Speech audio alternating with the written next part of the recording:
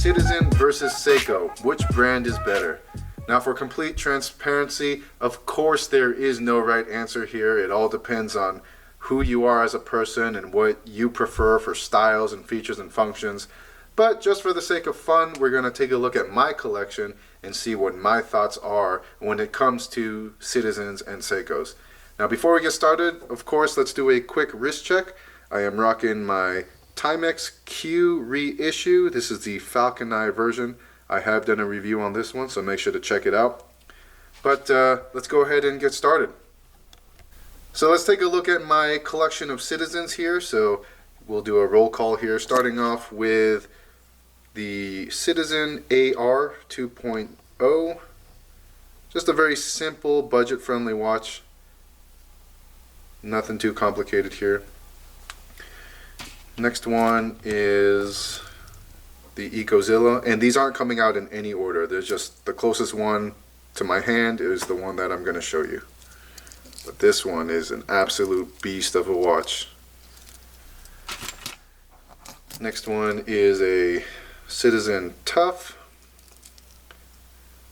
I'm not sure what I think about this watch yet. I really love it, but I still am not over the fact that it has a non-functioning bezel with minute markers on it.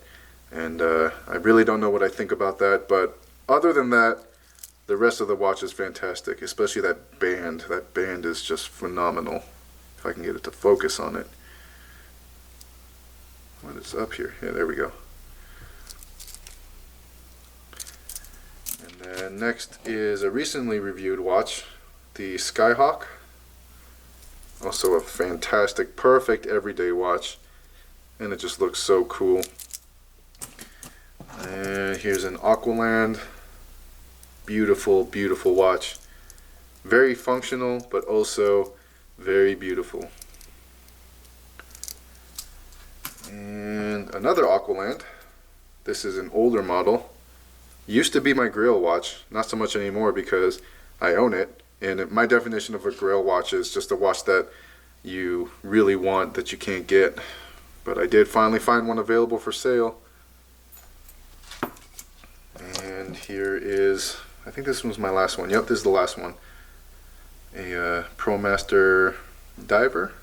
I will have the model number on the screen for you, of course. Very simple, one of the more budget-friendly dive watches in the Citizen catalog, but still just as good.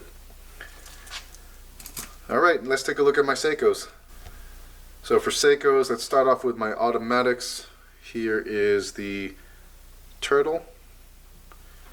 Just a beautiful, simple looking, clean, classy watch. And then, what other automatics? Oh, here we go. Bottle cap. This one used to be very budget friendly, but I see this one going up in price on Amazon, so I don't know. You know, maybe you can find one for a good price. I got this for like $150, I want to say, but right now I think they're going for more than $200. And here is the Seiko 5 Sports. Very clean, classy looking watch. And I think this is my last automatic, the Baby Tuna. And then going off with the tunas, here's the other tuna, the real tuna. Just a monster of a watch, but so cool. And then Solar Seikos, I've got the Arnie reissue. I will be doing another video on this one soon because I've got the steel shroud coming in the mail and a steel bracelet. So I'm going to show you the evolution of my Arnie. And then there's the Excelsior. Not so popular, this one. At least I don't think so, because I don't really see it too often on YouTube or really out in town. But a fantastic watch. I really do love this one. And then a brand new one in my collection, the Coutura. Just an extremely beautiful timepiece. And then the last one is the World Time Chronograph. Also a really good looking watch. And that's all I got for my Seikos. Alright, so you've seen what I've got for Citizens and what I have for Seikos. I have a little bit more Seikos in my collection. I've got 7 Citizen watches and 9 Seiko watches. And again, I cannot reiterate enough that yes, this is a video about Seiko versus Citizen, but there really is no winner here. This is just my opinions and also a fun discussion topic because I think there's a lot of people that really want to know what the difference is. So with that being said, I've got some talking points here. First one is going to be value. Which one or where are you going to get the most bang for your buck? Now this is where I think they are really neck and neck on par with each other. You've got such a large catalog of different watches here. And they're all really within the same price range. Here, let me adjust this camera angle. So, you've got Turtles and then the Citizen Tough line. And for the most part, you are going to be looking at the same price range for both companies. Probably from $200 to $500 depending on which model you're getting. Now, there are some watches that are coming out of left field with the price. Specifically in my collection, we've got the Marine Master Tuna here. Now this one goes for $1,000. And for the life of me, I still don't understand where that price is coming from. I got this watch because I am obsessed with watches and I collect watches. But for other people who aren't like me, they might be wondering, why is this $1,000? And if you know the answer to this question, let me know in the comment section. But, to me, I think realistically the tuna should go for $700 at most, but more realistically $500 to $600. But that what do I know, right? I'm not like a professional when it comes to materials and watches. But aside from this one, most watches in the Seiko line, like the Sport or the Seiko 5 line, like here you got here, and then the Turtle, they're gonna average around $200 to $300, $400 if you are looking on the higher priced websites. And then for Citizens, you got your dive watches here. This one is excellent value. For what you're getting, because this is just a solid chunk of metal on your wrist, and I think I paid like just under $300, so about $280. Now, after all the accessories, so you've got the lug adapters here, so that I can have different bands, and then I got this engineer band. I did pay around $350 total for the whole package, but just the Ecozilla with the silicone band, I paid about $280, and I just think that value is fantastic. But again, really at the end of the day, for Seiko and Citizen, with the exception of some outliers, you're really looking at the same price range. So for value, they're really the same, in my opinion, at least as from the watches that I've bought. So that's what I've got for value. So the next talking point that I've come up with is user friendliness. Which company makes an easier, more practical watch to wear for the average everyday watch wearer? When it comes to your standard analog watches like this Seiko 5 Sports, bottle cap, or the Citizen dive watch right here, analog watches are all the same. If you know how to use a crown, then you know how to set these. So we're not going to talk about the analog watches. We're going to talk about the Citizen and Seiko multi-function watches. And this is where I think Citizen probably wins. And my logic behind this is, if we look at the Seiko multi-function watches, so we've got the World Time Chronograph, the Coutura, and then the Excelsior right here. These are all fantastic watches. But when it comes to off the bat, with zero knowledge trying to figure out how to set it up, it's pretty horrendous when it comes to user friendliness. And you'll know what I'm talking about if you ever get your hands on one. Using the user manual, it's easy enough to set it up, but you have to use the user manual. You got to start from step 0, reading each line, trying to figure out the sequence of crown pullings and button pushes that you have to do to accurately set this watch up. So I think they really did design this watch or these watches as like your only watch. So what I mean by that is they pretty much figured out that you're only going to own one watch. So once you learn how to use it, you won't forget. But if you own more than one watch, you're more than likely going to forget how to set these watches. And so it's just not very user-friendly or intuitive by design. But when you look at the Citizen watches, like, where'd it go? Oh, here we go. So we got the Skyhawk and then the Aqualand. Now this one kind of looks complex, but once you get it in your hands, you'll see that you've got this menu subdial down here, and it's very self-explanatory. Yeah, you might have to finagle with it for a minute or two, but once you figure it out, it's all very easy from there. You don't really need to use the user manual. Same thing with this Aqualand. You've got a bunch of different functions here, but it's not jam-packed to the point where you have to study the user manual. You can more than likely just figure it out after a couple of minutes. So I think Citizen definitely wins the competition on, brand new out-the-box user friendliness. Again, they're both fantastic. Seiko and Citizen make phenomenal watches, but for the sake of trying to think of which one would be better, I give it to Citizen. So for my next talking point, we're going to talk about overall fit and finish, really just overall quality in general. I think the only way to accurately do this is to create separate groups of different tier levels. So for example, this Citizen AR 2.0 I consider to be on the lower tier. Not that it's a bad watch, just when I compare it to, let's say, a Seiko Tuna, this I consider to be very high end and this to be on the lower end. So I'm not going to compare these two, or else Seiko would win every single time, and that just wouldn't be fair.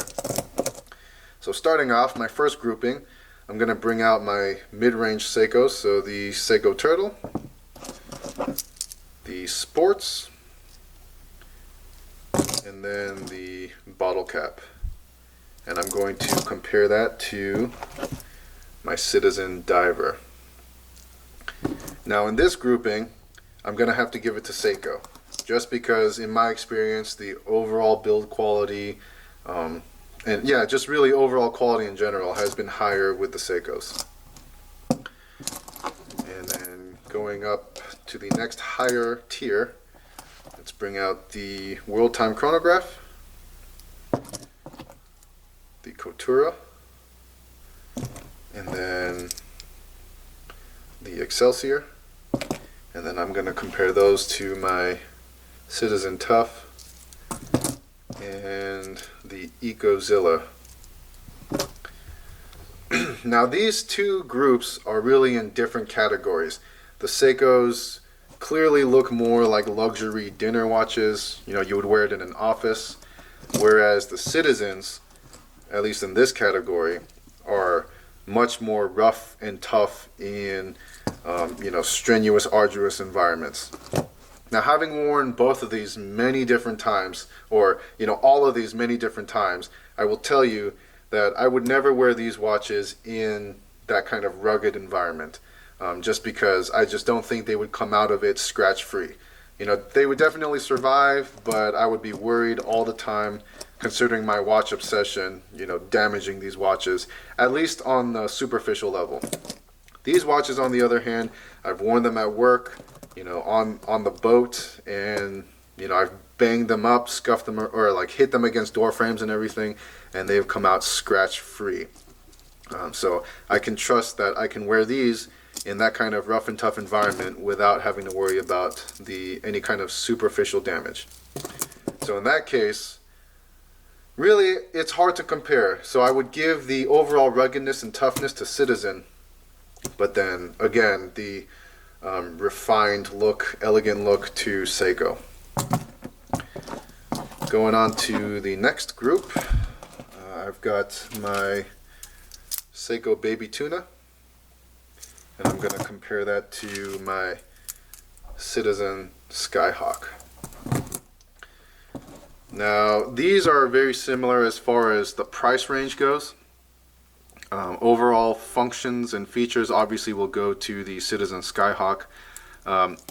I will give the winning score to Citizen here in this case because stock, this watch has got it all. The titanium bracelet, sapphire crystal, this is ready to go, no changes whatsoever.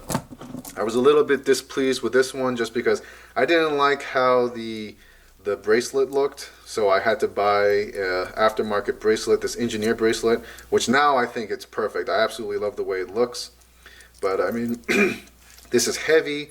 It's not very practical, especially if you're going to be wearing a watch all day long. This, because of the titanium bracelet, is super light. It's just, you know, super damage resistant. This is a watch that you don't have to worry about. Plus, you know, the solar or the echo drive movement, and then, or not movement, sorry, just the solar charged battery, sapphire crystal, titanium bracelet. This is everything. This is the full package. So in this case, I'm going to give it to Citizen. Let's see, next grouping. Let's bring out the Citizen Aqualand BN 2038, and I'm going to compare that to my Seiko Arnie reissue. Now both of these watches, all of the watches that I'm showing to you are, in my opinion, fantastic. That's why I bought them, because, you know, they got really good reviews, and the reason why I kept them is because they're fantastic watches. But if I had to compare these two, I guess for look, overall enjoyment, I'm going to give it to the Arnie, but then overall feel and I guess fit and finish too goes to the Citizen here, because it's kind of hard to explain, but once you get it in your hand, you'll know what I'm talking about. Even from small things like comparing the 120 click bezel to Citizen's 60 click bezel. For me personally, I prefer the 60 click bezel because it feels much more substantial, much more industrial. And then the 120 click bezel, while it's not flimsy at all by any means, but you just kind of compare it to the 60 click bezel. Again, some of you might prefer it this way, the 120 click to the 60 click, but for me, I prefer the 60 click. And in this case, I just feel like I'm getting a little bit more with the Aqualand, even just from the look, overall look too. And I guess that's really it for my pairings. I can go ahead and push all these watches out here. I know it's kind of a mess. So that really concludes the video, and I know that the answer is about as clear as mud for you guys.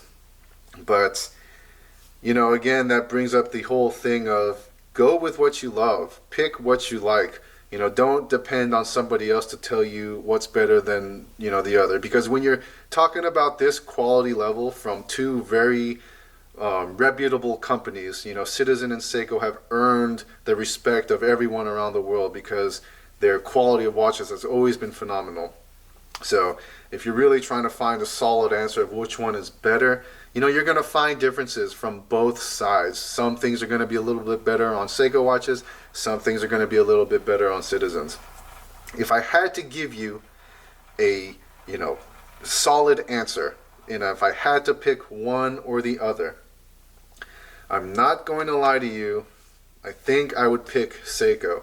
And that goes to the whole refined look. I think they've really mastered that elegant look overall. You know, there are some Citizens that beat Seiko's in my opinion, but for the most part, their standard is always going to look more luxurious and still have that level of toughness that I require in my watches. So that's what I got for you guys now. I hope that you enjoyed this little discussion. Again, feel free to leave comments. Let me know if I'm completely wrong. But also please explain why, so that way we could have a reasonable discussion about it. Again, I hope that maybe I've been able to show you some watches you've never seen, and that I hope I can help you with your next watch purchase. Thank you for watching, and tune in for my next episode. All right, bye.